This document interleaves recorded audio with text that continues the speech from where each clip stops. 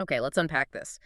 We are living through a massive and, frankly, absurd geopolitical contradiction right now. Mm-hmm. If you analyze political discourse in North America and Europe, anti-immigration sentiment isn't just, a fringe element No, anymore. not at all. It's dominating election cycles, it's shaping policies, and it's really becoming the central axis around which many far-right movements organize. Migrants are often painted as, well, threats. Threats to jobs, threats to culture. That's certainly the loudest narrative. Yeah, Yeah. so But it kind of obscures the structural reality, doesn't it? how so? Well, the essential, quieter truth is that these same wealthy economies, the U.S., Germany, the U.K., they're critically dependent on millions of migrant workers. Right. They hold the lowest paying, the most arduous, often the most precarious jobs. Cleaning, farming, construction, elder care, you name it. And our sources repeatedly highlight that this workforce is often the most exploited, frequently working for illegally low wages or completely outside the protection of minimum wage laws. Exactly. It creates this structural hypocrisy. Politically demonize the workers, but economically depend on their cheap, exploitable labor. And this dependency, I think, brings us to the core mission of this deep dive today. The crisis of migration isn't just about what happens, say, at the U.S.-Mexico border or across the Mediterranean. It's profoundly about what doesn't happen in the global south. Precisely. We are looking at a really radical proposal emerging from the heart of the global south, specifically Nepal, that seeks to disrupt this dependency crisis at its root. Okay. It proposes eliminating the structural need for young people to abandon their homes just for survival. So our goal today is extensive examination of the job guarantee blueprint. This was put forth by the powerful Nepal Gen Z revolution, developed in collaboration with the Kalkiism Research Center, or KRC. That's right. We want to know, can this structural reform model actually become a template? A template for generating prosperity and stability across Asia, Africa, and Latin America. It demands the right to build one's own country, not, sacrifice oneself for another's. And this wasn't just some spontaneous protest that popped up overnight. The Nepal Gen Z revolution, it really exploded in 2025, driven by decades of frustration. Decades. Oh yeah, we're talking about deep resentment over rampant, visible corruption, massive economic inequality, and critically crippling joblessness that had basically paralyzed Nepal's ability to develop. Right. And what elevates this movement, beyond previous, maybe smaller demonstrations, is the sheer ambition of their core demands. They weren't just demanding, like, a rotation of corrupt faces in power. Oh, it went much deeper. They explicitly demanded a corruption-free nation, genuine equality coupled with prosperity. And this seems to be the linchpin of the entire movement. Job guarantees for all Nepali citizens, designed to function inside Nepal. That's the game changer, jobs at home. So to appreciate the sheer audacity, really, of guaranteeing a job to every single citizen, we have to first ground ourselves in the current economic reality of the global south. What's fascinating here is, well, this current model, it's deeply flawed. It's defined by this brittle system of exporting its most valuable resource, its own people, its human capital. Right. For nations like Nepal, this fragile arrangement has become the defining characteristic of survival, hasn't it? Absolutely. When the domestic economy offers no dignified opportunity, young people, whether they're ambitious graduates or just desperate family providers, they feel compelled to leave. They become economic exiles, essentially. That's a good way to put it. And the money they send back, the remittances, that becomes the nation's fragile lifeline. Let's use the Nepal case study, then, to understand the monumental scale of this dependence. Nepal's current population is around, 30 million? Roughly, yes. And the data confirms that more than 1 in 3 working-age Nepalis are currently abroad. 1 in 3? 1 in 3. Yeah. Scattered across the Middle East, Malaysia, other destinations.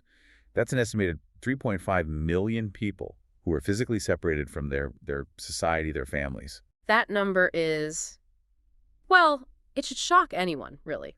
Imagine the structural impact of 1/3 of your entire potential workforce being forced to leave. It's staggering. And the reason this system is maintained, it seems, is the financial imperative.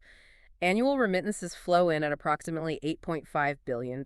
Which accounts for nearly a quarter, 25% of Nepal's entire gross domestic product. Wow, 25%. Yeah. It is a profound and, frankly, a cruel economic trade-off. This money is essential, no doubt. It funds school fees, buys basic necessities, keeps the lights on for countless families. But the price paid for those remittances is staggeringly high. You can see it in like 3 dimensions. Okay, what are those? Well, first, the devastating social costs. Yeah. Families are separated, often for 5, 10, even 15 years at a time. 15 years? Yeah. The sources paint this picture of children growing up, essentially, without a primary parent, leading to profound societal disruption, mental health challenges within communities. It's heartbreaking. So that's the social cost. What's next? Second, there's the long-term economic cost. The nation exports its best and brightest talent. Its engineers, its nurses, its most ambitious workers. The brain drain. Exactly. This starves domestic industries of the very skilled workforce necessary for innovation and long-term economic growth. Nepal effectively sacrifices its future potential, its diversification, just for current liquidity. And most tragically, I suppose, is the third dimension. Yeah. The undeniable human cost. Yes. Our sources document the appalling reality that thousands of Nepali workers are injured or die abroad every year. Thousands. Thousands, often due to grueling, unsafe working conditions, particularly in Gulf states, where labor contracts are frequently violated and basic protections are just ignored. This is the necessity, then, that the job guarantee is explicitly designed to eliminate the necessity of risking death for a paycheck. That's precisely it. And Nepal, it's far from unique in this. This dependence on labor export echoes across the entire global south. It really underscores the universal need for some kind of structural intervention like the KRC model proposes. So maybe we should look at the comparative data, just to synthesize why the existing systems seem to be failing so many. Yeah, that's a good idea. Let's take Bangladesh, for example. Their annual remittances are vast, around $22 billion. Huge number. Huge. It's about 6% of their GDP, which is less than Nepal's percentage. But the sheer volume is staggering. Over 10 million Bangladeshis working internationally. 10 million people. Yeah. And the failure here isn't a lack of labor, obviously. It's severe governance and labor protection deficits. What do you mean by that? Well, the problem isn't labor surplus, it's exploitation. Workers endure 12-hour shifts in 45°C heat in Gulf states, often facing passport confiscation, withheld wages. Yeah, horrible conditions. Appalling. And this failure, it highlights why financial transparency, like the KRC proposes, is so key. If domestic corruption and lack of oversight allow this exploitation to go unchecked, the structural weakness just remains. Okay, so Bangladesh highlights exploitation and governance failure. What about Latin America? You mentioned Guatemala. Right, Guatemala. Remittances there stand at about $19 billion, making up a hefty 20% of their GDP, similar to Nepal's ratio. Okay. Here, the failure is tied more to agricultural collapse and the proximity to the U.S. A pull factor from the north. Precisely. The journey north becomes an act of desperation. Migrants risk cartel violence, deadly desert crossings, all for jobs that, because they're undocumented, often pay significantly less than the already low average U.S. agricultural wage, which is around $15 an hour. So they're risking everything for below minimum wage work, essentially. Often, yes. The fact that the U.S. border acts as this magnet for desperate labor just proves that domestic Guatemalan governance, which is plagued by corruption and inequality, cannot provide a viable alternative at home. And finally, Nigeria, you mentioned them earlier. They receive about $20 billion in annual remittances. Yeah, and here the driving force is primarily youth unemployment. It's crippling, soaring past 40% for young graduates. 40% unemployment for graduates. Over 40%. Nigeria possesses immense human capital, huge natural resources, but governance failure means that resource wealth is systematically looted or just mismanaged. So the potential is there, but it's not translating into jobs. Not at all. And this drives skilled graduates to risk the deadly Sahara and Mediterranean crossings. If Nigeria had the kind of transparency and financial control proposed by the KRC blueprint, its vast wealth could theoretically be channeled into domestic job creation rather than driving its best talent abroad. So this universal failure, whether it's exploitation, agricultural collapse, or corruption, that's the gap the job guarantee aims to fill. Exactly. It's tackling the root cause, not just the symptoms. Okay, so this brings us to the really radical shift. The promise of the job guarantee, or JG. The Gen Z movement, advised by the KRC, wants to fundamentally invert the economic logic. Flip it completely on its head. Instead of exporting labor for cash, they want to generate cash by investing in their domestic labor. The measure of success for this structural reform, it's simple, but it's monumental. If implemented, Nepal would become the first nation globally to guarantee a dignified livelihood for all its citizens within its own borders. Wow. the first in the world. It's an explicit state promise.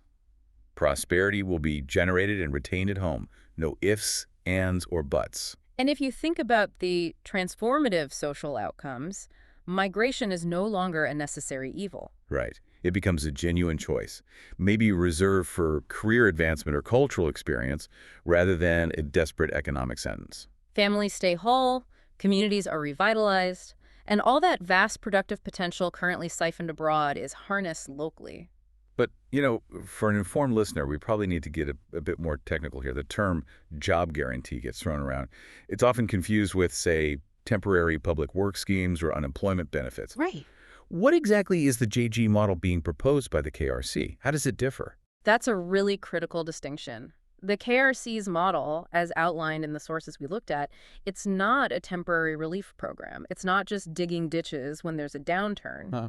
It is the permanent systemic framework known as the employer of last resort, or ELR. Correct. The JG, under the ELR model, acts as an automatic countercyclical economic stabilizer. Okay, bring that down. Countercyclical stabilizer. So when the private sector contracts, say, jobs are lost due to a global recession or some local crisis, the government instantaneously expands the job guarantee program, absorbing the newly unemployed. Instantly, so there's no gap. That's the goal, minimal gap. Then, when the private sector recovers and starts hiring again, workers naturally transition out of the JG program and back into, hopefully, higher-paying private sector jobs. I see. So it smooths out the bumps of the economic cycle. Exactly. The stabilization effect is crucial. It ensures that economic crises don't automatically turn into deep social crises because everyone retains a job and an income. And crucially, the JG is designed to set a national wage floor, a baseline. Yes, a level of compensation that must be high enough to be considered dignified, guaranteeing a basic standard of living. Okay, but this raises an essential technical question, doesn't it? Especially for listeners who know economics. How does the KRC proposal set that JG wage high enough to be dignified, but low enough not to immediately destabilize the existing private sector wage structure? That's the balancing act. Right. If the guaranteed job pays too much, couldn't it trigger hyperinflation or maybe lead to the collapse of legitimate private businesses that just can't compete with the government on wages? It's a valid concern, and the KRC sources do address this. Yeah. They propose the JG wage be set slightly above the poverty line for a full-time worker, ensuring dignity, Okay. but below the average wage for entry-level private sector skilled physicians. Ah, okay. So it acts as both a floor and a sort of brake pad. Precisely. It doesn't aim to replace the private sector. It aims to compete with desperation. Compete with desperation. I like that framing. So the private sector must therefore pay a genuinely competitive wage to attract labor away from the JG. This inherently lifts all wages over time, which is, the very definition of achieving shared prosperity. Okay, that makes sense. Now, what specific work would this mobilized domestic labor actually do in a developing nation like Nepal? You said it can't be make work. Absolutely not. It has to be productive labor that genuinely builds national capital, national wealth. So what kinds of things are proposed? Well, the proposed sectors are vast and really focused on unmet needs. Firstly, building essential domestic infrastructure, reliable roads, modernizing the electric grid, constructing high-quality schools and health posts. Things that also help the private sector function better. Exactly.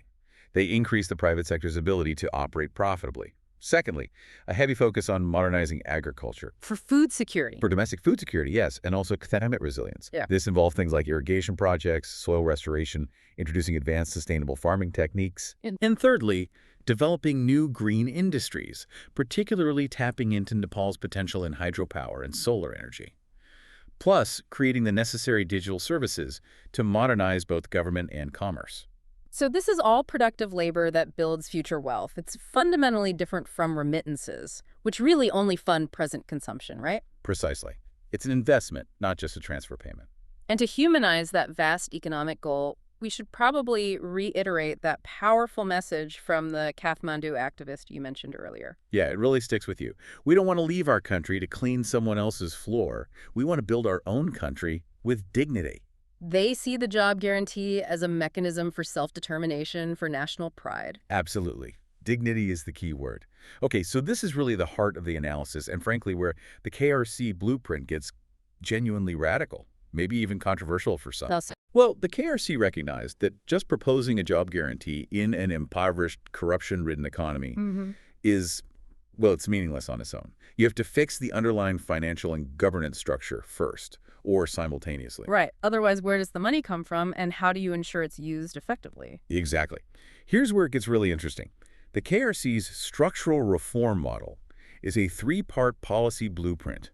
It's designed specifically to enable the job guarantee by creating a dedicated, corruption-proof funding stream and a focused credit allocation system. 3 parts. Okay. We definitely need to examine these pillars in detail because, as you say, they seem to challenge decades of global financial orthodoxy. They absolutely do. But before we dive into the pillars themselves, maybe let's briefly touch on the ideology behind it. Good idea. What is Kalkiism? Well, the KRC is associated with this framework, described in our sources as Kalkiism. It isn't a mainstream economic school of thought, like Keynesianism or neoliberalism that you study in Econ 101. It's cited as a governance and economic ideology specifically tailored for the Global South. It seems to emphasize resource nationalism, radical transparency, state control over essential utilities, including finance and universal welfare provision. So its non-mainstream origin explains why their proposed policies might seem so drastically different from, say, what the IMF might recommend. Precisely. It's coming from a completely different perspective. Okay, so let's move to pillar 1 of this blueprint, the cashless economy. Right. This is aimed squarely at dismantling the criminal ecosystem that drains national wealth. The policy goal is incredibly simple, but hugely ambitious. Eliminate the shadow system of bribes, entrenched corruption, and massive tax evasion. And how do they propose to do that? The mechanism is total financial digitalization. Every single economic transaction, from paying for groceries to large government construction tenders, would be required to be digital, tracked, and transparent. Every single transaction. That sounds utopian. Almost Orwellian to some, maybe. How does the KRC blueprint address the inevitable, massive political resistance to a fully cashless economy? Yeah, that's $1 million question, isn't it? Especially from organized crime, corrupt bureaucrats, politicians who profit immensely from the current shadow economy. That is undoubtedly the single greatest point of friction. The sources acknowledge that implementation would require enormous political will, probably a revolution in governance itself. So how do they argue it's possible? The argument from the KRC perspective is that the necessity of funding the popular job guarantee provides the political mandate, the leverage, to push it through. Ah, okay. The JG is the carrot, or maybe the stick, to force the transparency. Something like that. And the projected outcome, if it works, is monumental. By tracking all income, the nation's tax revenue base is projected to increase maybe 5-fold or even more. 5 times. Or more. Because there's simply nowhere left to hide the money. This massive increase in available legitimate tax revenue becomes the primary financial source for funding the job guarantee. Okay, so the cashless system isn't just about transparency for its own sake. It's the dedicated funding mechanism for the JG starve corruption, gain resources for jobs. That's the logic, precisely. Which brings us to Pillar 2. State-owned banks, or SOBs. State-owned banks. The policy goal here is equally radical. Democratize finance.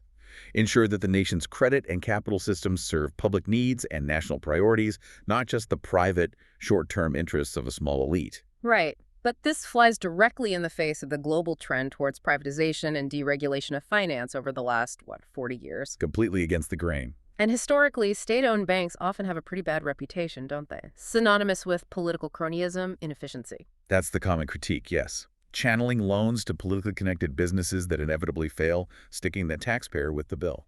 So how does the KRC blueprint guarantee that this new SOB system won't just repeat those exact same failures? This is where the specific governance component of the Kalkiism model, as described, comes into play.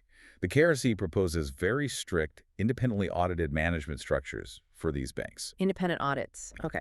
And crucially, the SOBs are not intended to, say, compete with existing credit unions or microfinance institutions for small loans. Ah, okay. What's their focus then? Their primary role is intended to be controlling the issuance of large-scale credit and sovereign capital, channeling it exclusively into the productive national priorities needed to support the job guarantee. So finance essentially becomes a public utility directing investment? You got it. The mechanism allows the government to proactively direct resources, away from things like speculative real estate bubbles Yeah. or high-risk financial trading, and directly into public infrastructure, green tech development, modernization of agriculture. The sectors employing the JG workers. Exactly. Ensuring these crucial job guarantee sectors have the investment capital they need to function efficiently and productively. Okay, cashless economy for funding, state banks for directing investment.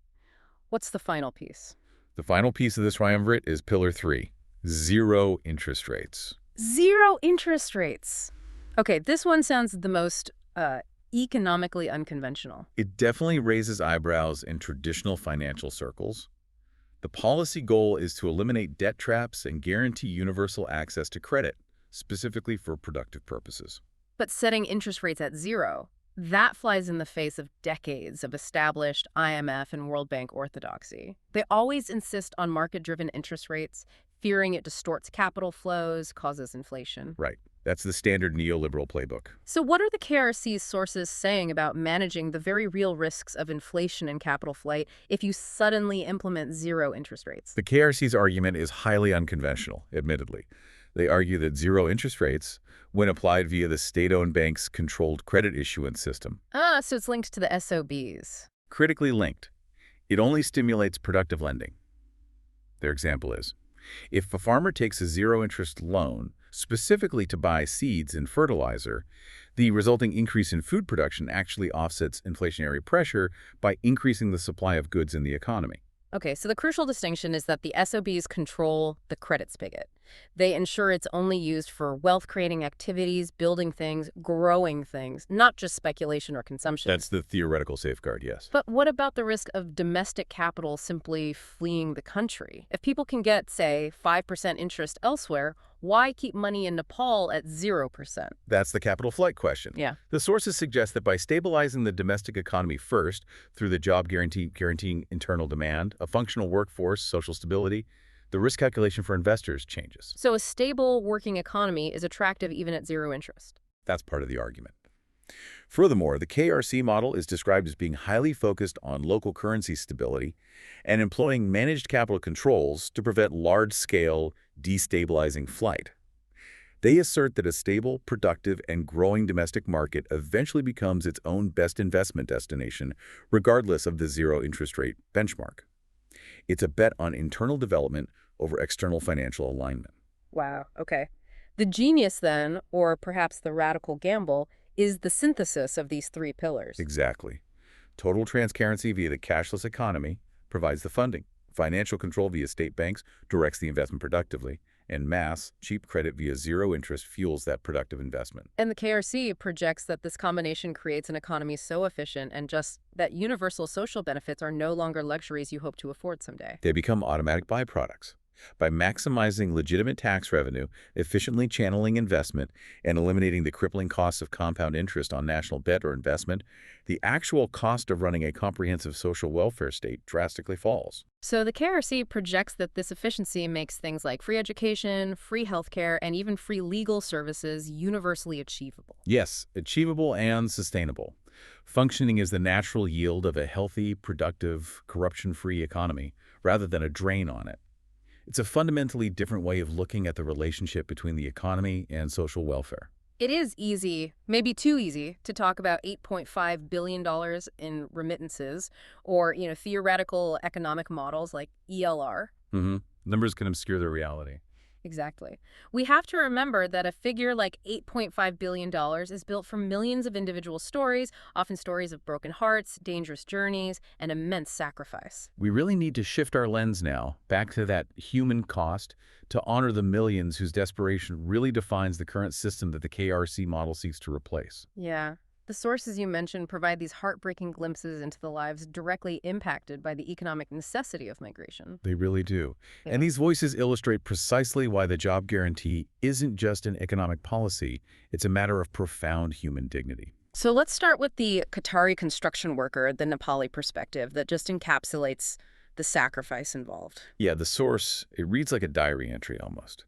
Describing waking before dawn, 5 a.m., in a crowded labor camp, often 12 people crammed into one small room. 12 people. Yeah.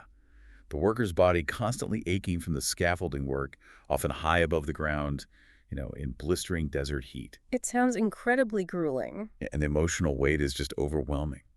Beyond the physical danger, the worker shares missing every single parent-teacher meeting, every birthday for their child for the last 4 years. 4 years of missed moments? Yeah. And despite the incredibly hard work, the contractor often owes months of back pay. It's exploitation on top of hardship. And the ultimate sentiment. It remains tethered to home. The quote was, "If my country could promise me work, I would be on the first flight back." Migration is clearly not a choice. It's a forced exile driven by lack of opportunity. Okay. The next voice you highlighted was the Bangladeshi garment worker, part of that hidden workforce feeding the global fast fashion supply chains. Right. This worker earns less than $100 a month, stitching shirts destined for European and American markets, often in dangerous factory conditions. Less than $100 a month. Yeah. And the risk is constant. It's structural. She talked about the pervasive fear of fire, vividly remembering the thousands who died in the Rana Plaza factory collapse. That was horrific. Absolutely. She knows she's infinitely replaceable in that system. Yet she sees her own cousins preparing to leave for the Gulf heat, risking death in the desert, just like the Nepali workers. And what does she want instead? She simply wants the opportunity to use her skills for good at home.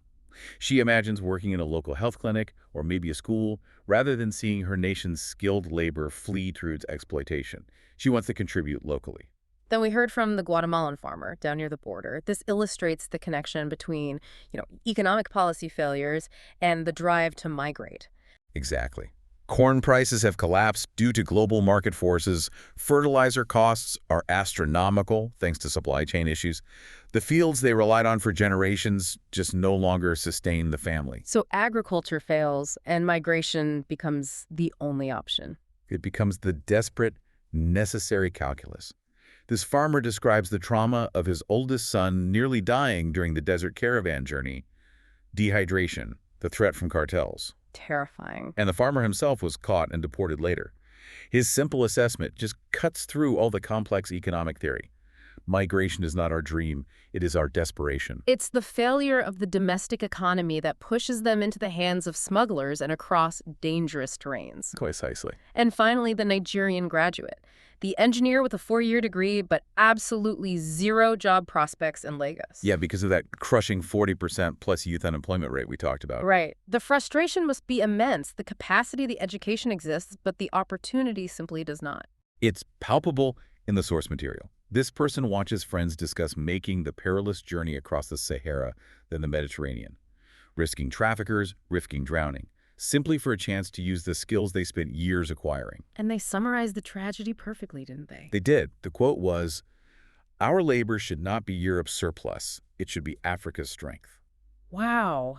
These voices, these individual stories, they're the fuel, really, that powers the Nepal Gen Z revolution, aren't they? Absolutely. They demand justice, not charity. They demand the fundamental opportunity to apply their skills and their labor to build their own nations, instead of sacrificing themselves, quite literally sometimes, for others.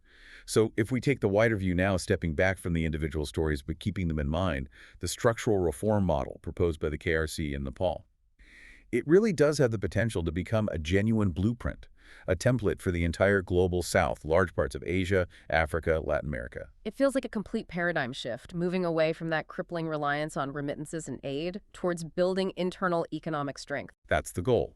And this promises, really, 3 undeniable benefits for the nations that might implement something like this job guarantee model. Okay, what are they? First, stability.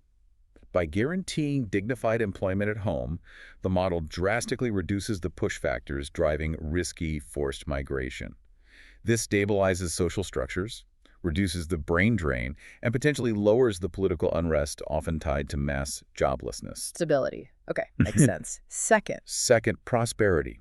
Labor is invested domestically, as we discussed, building concrete national capital infrastructure, education systems, green technology.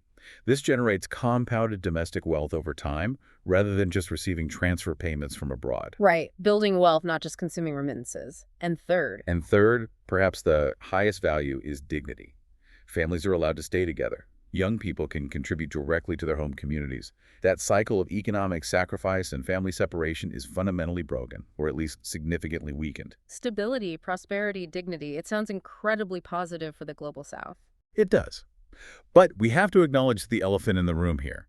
The KRC model, particularly with its state-owned banks and zero interest rates, flies directly into opposition with decades of conventional economic wisdom. Yeah, the wisdom championed by powerful global institutions like the IMF and the World Bank. Exactly. Institutions that often mandate liberalization, privatization, market interest rates in exchange for loans or aid. So there's bound to be pushback, or at least skepticism, from those quarters. Oh, absolutely. Yeah. The KRC, however, argues that those very conventional approaches championed by the global institutions have demonstrably failed to address systemic corruption and forced migration in the global south effectively over many decades. Their counterargument is that the old model hasn't worked, so something radical is needed. Essentially, yes.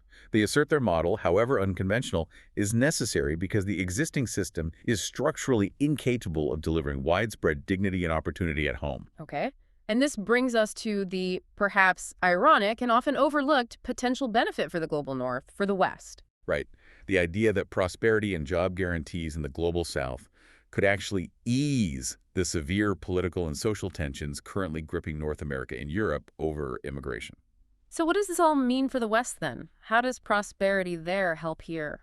Well, think it through. If Nepal or Bangladesh or Guatemala or Nigeria can successfully guarantee decent jobs for their citizens, jobs that provide a dignified wage and a future at home, then fewer people will be forced into migrating simply out of sheer economic necessity, out of desperation for survival. Okay, the flow of desperation migration slows down. Exactly, and this creates a critical feedback loop. If that vast flow of desperation-driven migrants slows, fewer people will end up as illegal or undocumented workers in Western countries. Right. This makes them less vulnerable to extreme exploitation, it reduces the downward pressure on wages in certain low-skilled sectors, and crucially, they cease to be such an easy, visible target for political scapegoating by anti-immigration movements. The logic seems sound.